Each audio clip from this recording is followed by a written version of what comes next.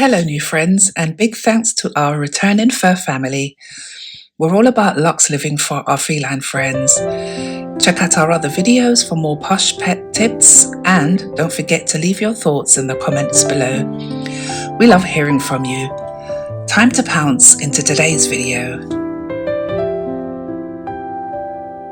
You ever had a stare down with your cat over a puddle of wee on your hallway rug at 6:43 a.m? No? Then count yourself lucky. That's how my Wednesday began. Standing in my dressing gown, hair looking like I'd wrestled a toaster, and glaring down at Luna, my sleek midnight black queen of passive aggression. Why? I asked her. Do you hate the litter box? She blinked at me, slowly, that smug cat blink that says, I know what I've done and I'm proud of it. Don't pretend you don't understand, I muttered, heading off to grab the kitchen roll. Lion, her brother, and personal cheerleader, sat watching from the windowsill. He hadn't done anything wrong, but he looked guilty by association. His tail flickered like a metronome of judgment. Great, I said, mopping up cat pee. Just what I wanted before coffee. Hadn't always been like this. Luna used the litter box like a royal loo for the first 2 years of her life. Clean, consistent, and predictable. Then suddenly, mystery puddles, road poos, even one memorable incident involving the laundry basket and my favourite hoodie. At first, I thought it was stress. Perhaps the new scented litter? Or was it because I moved the box from the bathroom to the utility room? I remembered the first time it happened. Scene 1, the interrogation. Right, I said, arms folded like a detective from a bad Netflix show. Let's go over it again. Luna sat in the middle of the lounge rug, tail curled neatly around her paws. You have a litter box, a clean one, with your favourite unscented clumping litter. It's exactly where you like it. So tell me why. Why did you poo behind the sofa? She blinked, then got up, stretched like a yoga instructor, and walked off. No guilt, no shame, just vibes. Scene 2, the cat behaviourist. Out of sheer desperation and mild embarrassment, I phoned a cat behaviourist. Hi, yes, it's about my cat. She's staging a protest against the litter box. All right, said the voice on the other end, calm as a Buddhist monk. Let's start with some basics. Is the litter box clean? I scoop it twice a day, I said. And how many boxes do you have? Just one. There was a pause, the kind that says, brace yourself.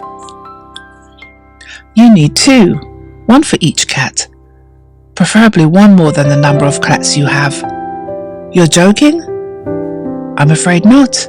It's about territory, preference, and privacy. Apparently, sharing a litter box for some cats is like sharing a toilet cubicle with a stranger during Glastonbury. It might technically work, but no one's happy about it. Scene 3, the setup.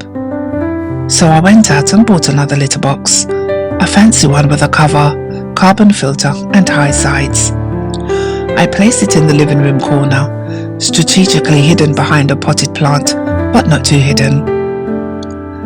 Luna examined it like it was a modern art piece. You going to use it? I asked. She sniffed, pawed at the edge, then flounced off again.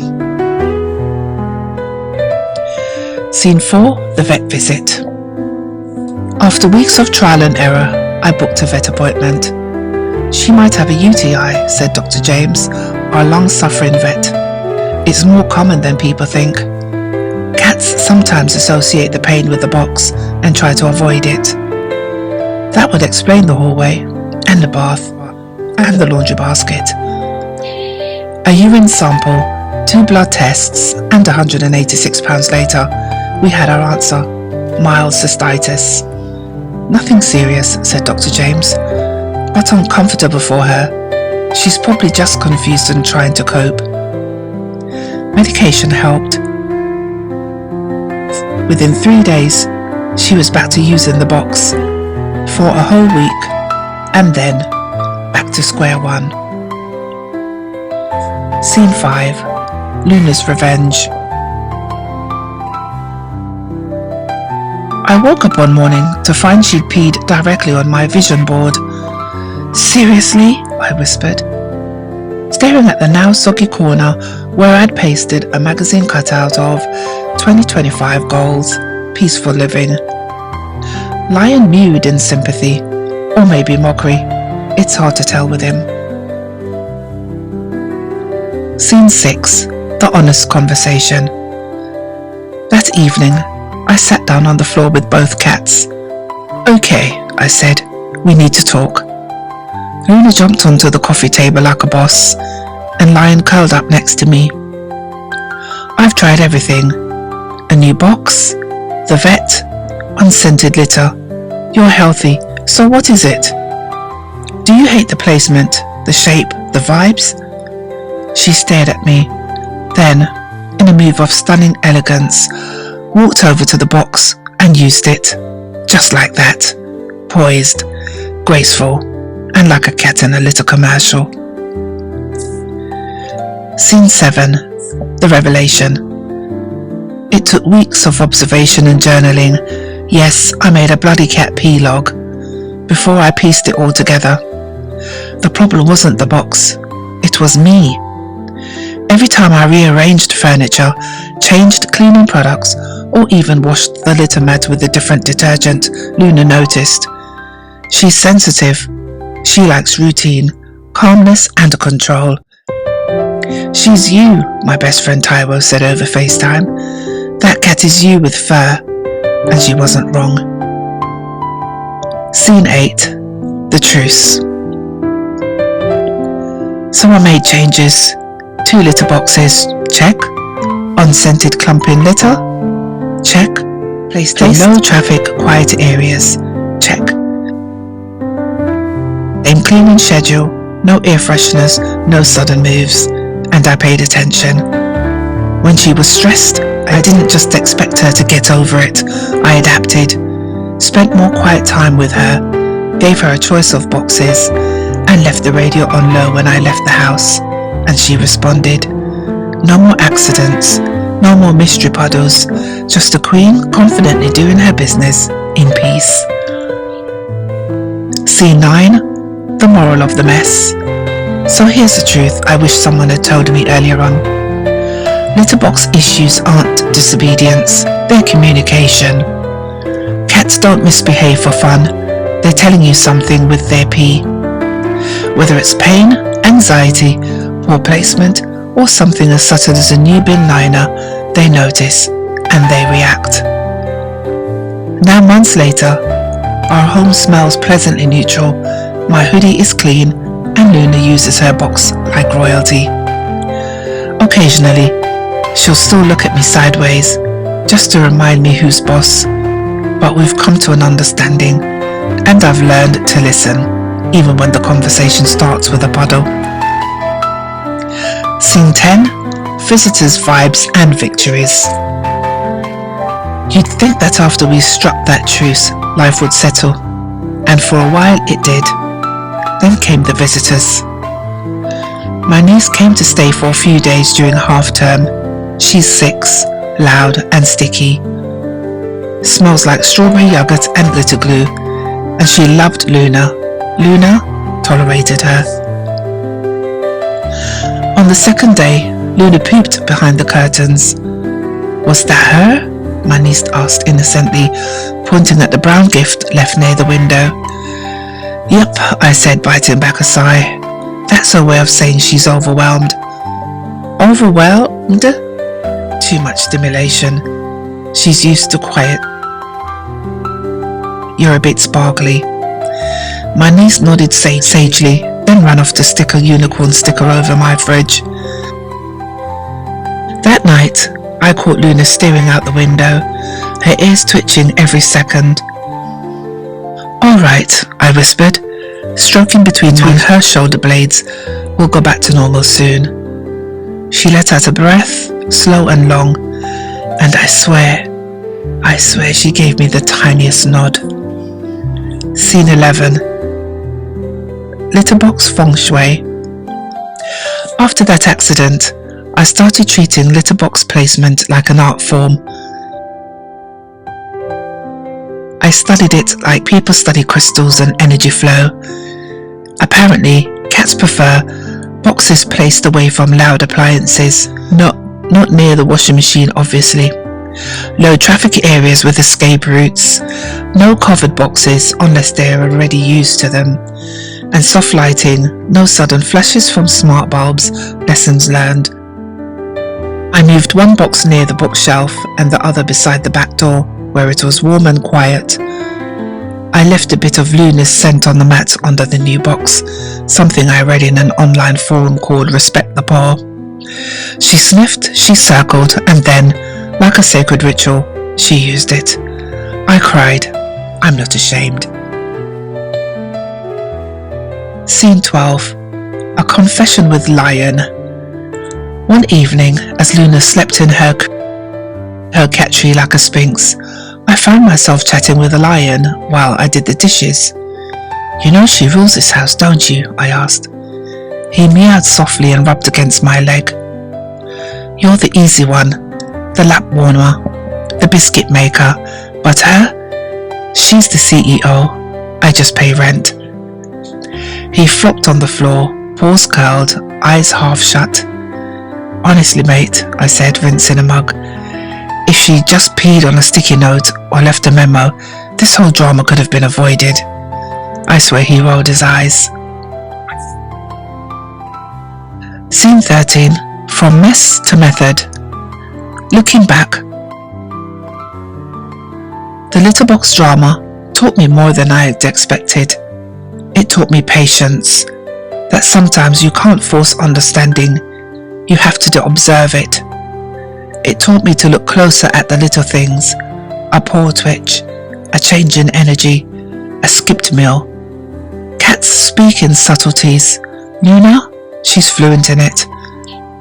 I started recording her behaviours in a notebook. When she used the box, when she didn't, what had changed that day, what I cleaned, who came over, whether I'd burnt toast that morning. She hates the smell of burnt toast. It felt ridiculous at first, but within 2 weeks, I could predict when she'd be the most relaxed, and that's when she'd use the litter box without fail. I even added a Luna's mood today rating system. Spoiler, she's really a 10. Luna's default mood is somewhere between queen with mild displeasure and passive-aggressive enchantress. Scene 14. What people don't tell you. The internet is full of advice, but no one really talks about how personal litterbox issues are. It's not just about mess. It feels like rejection. There were nights I cried, not because of the stain on the carpet, but because I felt like I had failed her. She wasn't misbehaving. She was asking for help, and that's humbling. It reminded me of something my mum used to say. Love isn't in the grand gestures. It's in the quiet care, the boring bits, and the cleaning and the patience. Who knew I'd learned that kneeling next to a litter box with rubber gloves on? Scene 15. Final confrontation. In my dreams. A few weeks later, I had the strangest dream. Luna was standing at the foot of my bed, arms folded, yes, arms like a cartoon villain. "I gave you every sign," she said in a clipped, posh accent, "and you still thought I was just acting out." I panicked. I said, "I didn't know." "Did it not occur to you that smell matters? That privacy is sacred?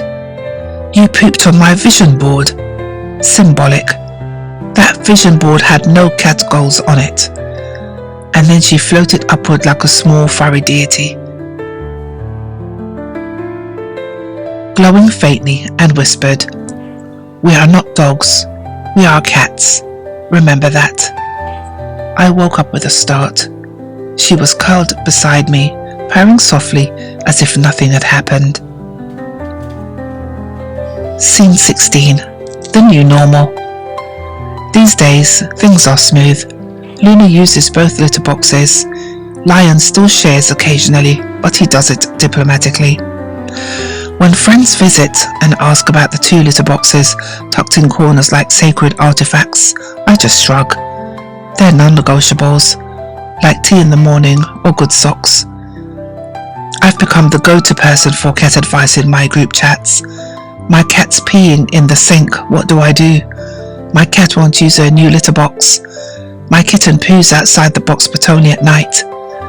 I always start the same way. Tell me everything. Every detail matters. Because it's never just about the box. It's about comfort, health, territory, and safety. And most of all, it's about trust.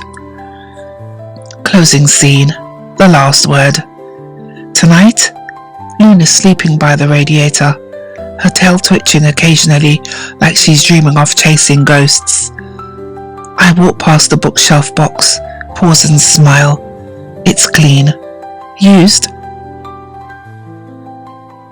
Exactly how she likes it. I whisper, "Good girl, Luna." And I swear, just for a moment, she lifts her head, blinks once, and gives me a nod of approval. Then she goes back to sleep, because, finally, I got it right.